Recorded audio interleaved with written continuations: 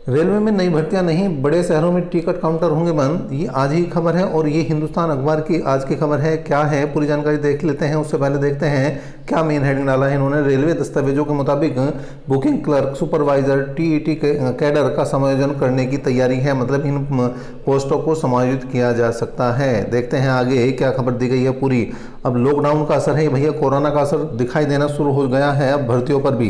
क्या है, लॉकडाउन के चलते भारी नुकसान की भरपाई के लिए रेलवे कास्ट कैटरिंग खर्च में कमी के ट्रैक पर चलने की तैयारी कर रहा है। मतलब रेलवे को अब खर्च अपना कम करने की सोच रहा है रेलवे। और योजना के मुताबिक रेलवे में ग्रुप डी की नई भर्तियों पर पाबंदी लगेगी। नई भर्तियों पर पाबंदी लगेगी, अब मतलब अभी नहीं आने की, पोस्टपोन कर दी जाएंगी नई भर्तियां, लेकिन जो प्रोसेस में है उस पर कोई इफेक्ट नहीं पड़ेगा।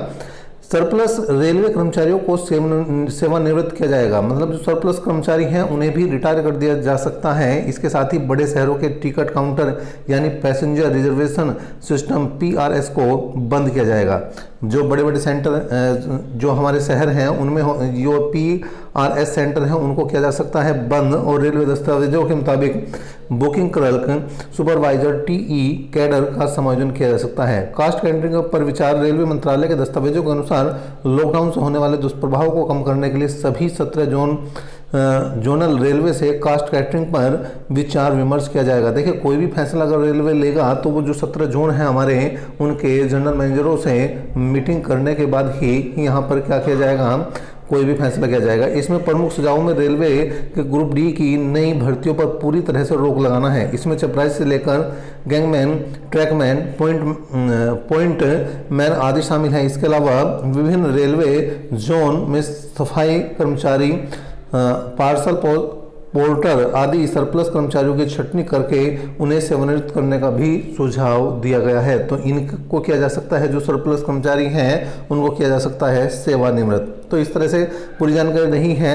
आगे अगर देखा जाए तो क्या है भाई, ऐप से जनरल टिकट की बुकिंग करने की सिफारिश। जैसे अभी तक आप क्या है करते हैं अपने रिजर्वेशन, उसी तरह से जनरल टिकट की बुकिंग भी ऐप के जरिए आने वाले समय में आपको देखने को आसानी से मिल जाएगी। इसके अलावा ट्रेनों में सफाई के लिए ऑन बोर्ड हाउसकीपिंग स्कीम का बजट 50% कम करने को कहा गया है। मतलब यहाँ पर भी जो बजट है उसमें 50% की जाएगी कमी।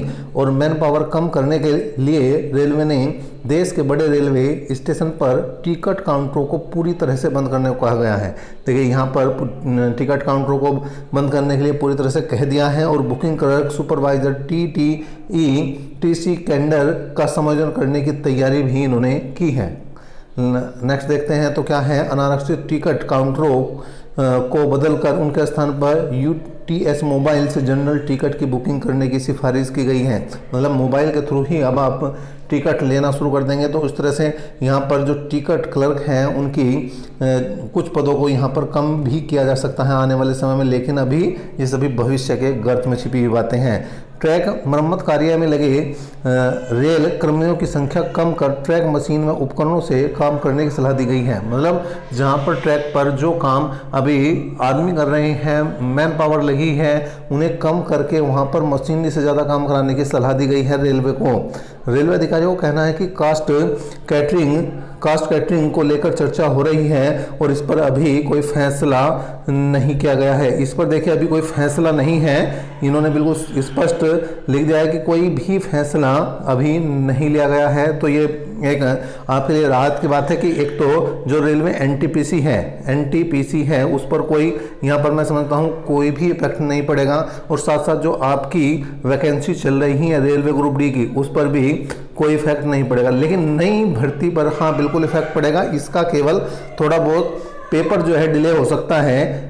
एनटीपीसी का तो काफ़ी डिले हो ही चुका है, रेलवे ग्रुप डी का भी डिले हो चुका है, लेकिन अभी और भी डिले हो सकता है क्योंकि कोरोना वायरस को पहले हराना है और उसके बाद रेलवे में भर्ती हो जाना है। तो अभी तक के लिए इतना ही। नेक्स्ट अपडेट तक के लिए धन्यवाद।